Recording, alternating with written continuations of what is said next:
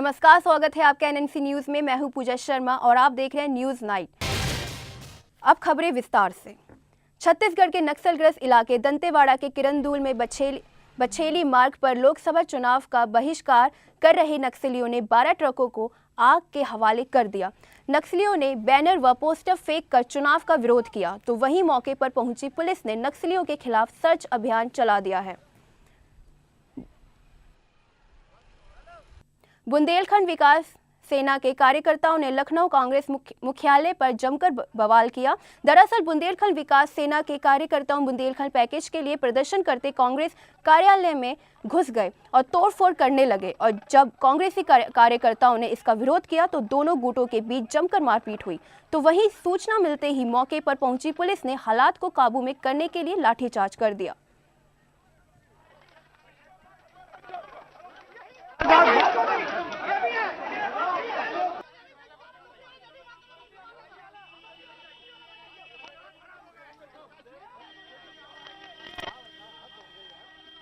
केंद्रीय मंत्री और नेशनल कॉन्फ्रेंस के अध्यक्ष फारूक अब्दुल्ला ने जम्मू कश्मीर के कठुआ में एक आतंकी वारदात की घटना पर प्रतिक्रिया देते हुए कहा कि बिना पाकिस्तान के समझौते की पाकिस्तानी आतंकवादियों को नहीं रोका जा सकता। साथ ही साथ फारूक ने कहा कि इन हमलों से कश्मीर के लोगों को प्रभावित होना पड़ रहा है। गौरतलब है कि सुरक्षा बलों और आतंकियों के बीच 3 घंटे तक चली मुठभेड़ में 2 आतंकवादियों की मौत हो गई है। Without settlement with Pakistan, militancy will not end, and the militants will continue to cross the border, howsoever we might make it impermeable. JDU से निकाले गए नेता साबिर अली ने खुलासा करते हुए बताया कि जदयू से निकाले जाने वाले अगले नेता पार्टी के राष्ट्रीय अध्यक्ष शरद यादव होंगे। साबिर अली बिहार के मुख्यमंत्री पर आरोप लगाते हुए कहा कि नीतीश कुमार पार्टी के नेताओं को शरद यादव के खिलाफ भड़का रहे हैं।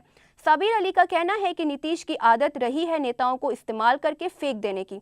गौरतलब है कि साबिर अली को मोदी की तारीफ करने के चलते जदयू से निकाल दिया गया है और वो लोगों को लाते हैं, इस्तेमाल करते हैं और उसको फिर फेंक देते हैं। आखिरी विकेट बचा हुआ है शरद यादव जी का और वो डाउन करने का पूरा उन्होंने इंतजाम कर लिया है। बॉल, बैट, पिच सब तैयार कर दी है, खाली बोल्ड करने की जरूरत है। शरद यादव जी का है ना, आप देख लीजिए क्या क्या कैसा कर रहे हैं। मुझे मालूम है ना कि श्री नीतीश जी के अंदर खाने में क्या बात चलती है। पूरा षड्यंत्र वो शरद जी के विकेट उड़ाने के ही लगाते हैं 24 घंटा। मध्य प्रदेश के मुख्यमंत्री शिवराज सिंह चौहान सतना से बीजेपी के उम्मीदवार गणेश सिंह के समर्थन में एक रैली को संबोधित करते हुए केंद्र सरकार पर जमकर निशाना साधा। शिवराज सिंह ने कहा कि पूर्व प्रधानमंत्री इंदिरा गांधी और राजीव गांधी ने भी गरीबी हटाने का वादा किया था, लेकिन कांग्रेस की सरकारों ने इसे पूरा नहीं किया।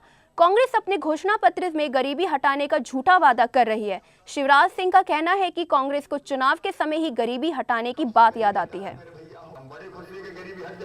स्वर्गीय इंदिरा जी उस समय नारा लगा गरीबी हटाओ, फिर राजीव जी आए कहा गरीबी हटाओ, फिर नरसिम्हा राव आए कहा गरीबी हटाओ, फिर गुजराल देवेगौड़ा आए कहा गरीबी हटाओ। 10 साल से मनमोहन भैया बैठे कहते गरीबी हटाओ, और अब राहुल भैया कह रहे हम गरीबी हटाएंगे।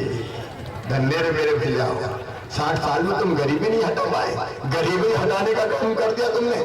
उत्तर प्रदेश में सपा की सरकार हो, कानून व्यवस्था सही रूप से चले, ये तो हो ही नहीं सकता। दरअसल कुशीनगर में सत्ता के नशे में चूर जिला पंचायत अध्यक्ष सावित्री देवी के पति व पूर्व जिला पंचायत अध्यक्ष ने अपने दर्जनी समर्थकों के साथ अपर मुख्य अधिकारी के घर में घुसकर अपर अधिकारी और उनके सहयोगी को जमकर पीटा। तो वहीं मामले की जानकारी अकाउंट नंबर है, उस खाते को समाप्त करके वो पीएनबी सुभाष चौक पड़ौना में कराना चाहते थे। मना करने के बाद कुछ आदमियों के साथ आए, जिसमें कुमार सिंह अकाउंटेंट भी बैठे थे। प्रदीप जायसवाल ने पहले हाथ छोड़ा, उसके बाद तब उनके लोगों ने उसको काफी मारा। फिर वो घूमे हमारे तरफ, मेरे ऊपर भी हाथ उठाए।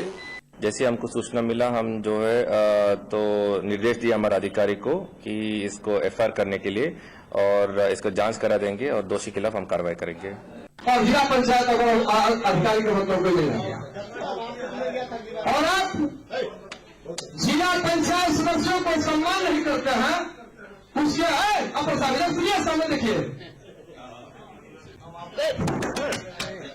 एक टीचर को फेसबुक पर लाइक करना महंगा पड़ गया और सीधे हवालात पहुंच गए।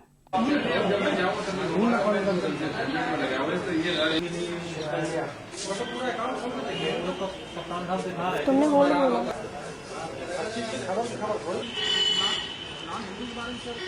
आपत्तिजनक मैसेज यहाँ पर ट्रांसफर हुआ, उस पर यहाँ पर सूचना दी गई, उसमें तत्काल मुकदमा कायम करके उस व्यक्ति को हम लोगों ने गिरफ्तार कर लिया और जो नियम है उसके अनुसार उसके खिलाफ कार्रवाई की है। अगर ये भगवान राम का जो फोटो लाइक किया था और सेव किया था, उसमें अंदर जो लिखा हुआ था वो मुझे कुछ नहीं पता।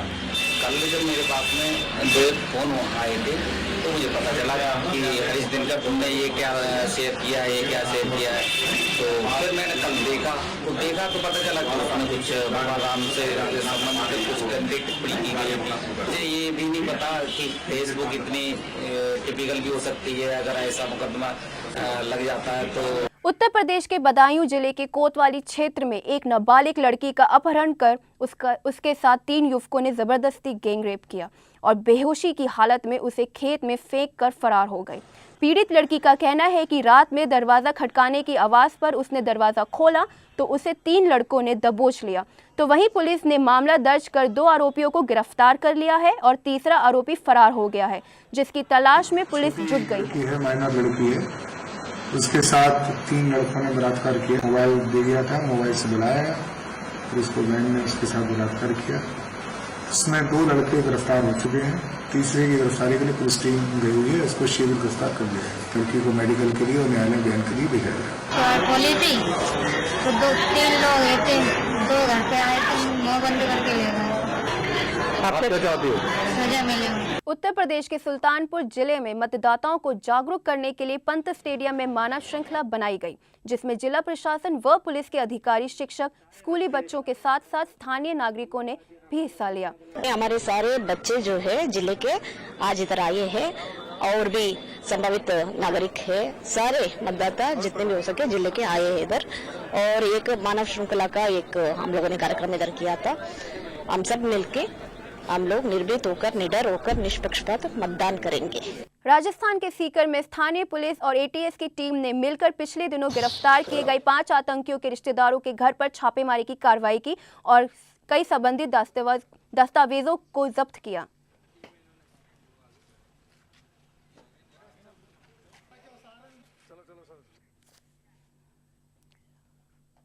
लोकसभा चुनाव जैसे जैसे नजदीक आता जा रहा है, वैसे वैसे सभी राजनीतिक पार्टियां के प्रत्याशी अपनी अपनी जीत के दावे भी कर रहे हैं। क्या कुछ कहते हैं गौतम बुद्ध नगर से आपके प्रत्याशी केपी सिंह, उनसे बात की हमारी संवाददाता पूजा शर्मा ने। आज हम आ पहुंचे हैं गौतम बुद्ध नगर में। पार्टी में आना कैसे हुआ? पार्टी में आना एक विचारधारा जो पार्टी की है उससे हम लोग जुड़े। जन आंदोलन जब अन्ना जी का चल रहा था, उसके बाद केजरीवाल जी के साथ काम किया और उसके साथ फिर दिल्ली में जो इलेक्शन हुआ तो उसमें काम किया। उसी वजह से कैंपेनिंग करते वक्त हफ्ता भर हो चुका है, काफ़ी चीज़ें आप देख चुके हैं। अगर आप जीत गए तो आप क्या बदलाव लाना चाहेंगे और क्यों? देखिए, जो यहाँ सबसे मेन मुद्दा है हमारे इस लोकसभा का भ्रष्टाचार। और भ्रष्टाचार उस लेवल पे चला गया है कि एक आम आदमी बिल्कुल नीचे दब के रह गया है। तो हमारी मेन मुद्दा भ्रष्टाचार है। दूसरा मुद्दा हमारा सुरक्षा का है कि महिलाओं को सुरक्षा मिले। यहाँ की महिलाएं बहुत ही असुरक्षित महसूस करती हैं। तीसरा मुद्दा है हमारा कि भाई यहाँ पे इंडस्ट्री को वापस से स्थापित किया जाए, उनको मूलभूत सुविधाएं दी जाए।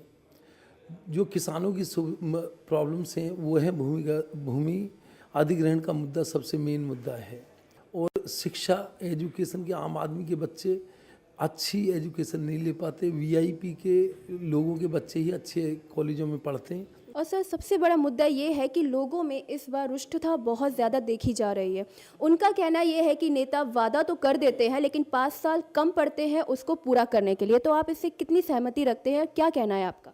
केवल पॉलिटिक्स करना, रेड लाइट में घूमना और लोगों के बीच में केवल नहीं जाना, आम आदमी के बीच में नहीं जाना, उसकी बात ना सुनना, केवल आज इनको वही सारी चीज़ें चेंज करने के लिए अरविंद केजरीवाल जी की एक विचारधारा, जो आम आदमी की बातों को समझ लिया उन्होंने और आम आदमी ने उनकी बात को समझ लिया। तो आज इसीलिए इनको विरोध का सामना करना पड़ रहा है सभी पार्टियों को। और ये सारी पार्टियां मिली जुली हैं। सपा और बसपा के सहयोग से सेंटर में गवर्नमेंट चल रही है, वहाँ 1,71,000 करोड़ के घोटाले हो रहे हैं। तो ये बड़ा भ्रष्टाचार, तीनों पार्टियां मिलके यहाँ जमीनें बेच रही हैं। फिलहाल बुलेटिन में इतना ही। देश विदेश की ताज़ा खबरों के लिए देखते रहिए न्यूज़ नाइट। मुझे दीजिए इजाज़त, नमस्कार।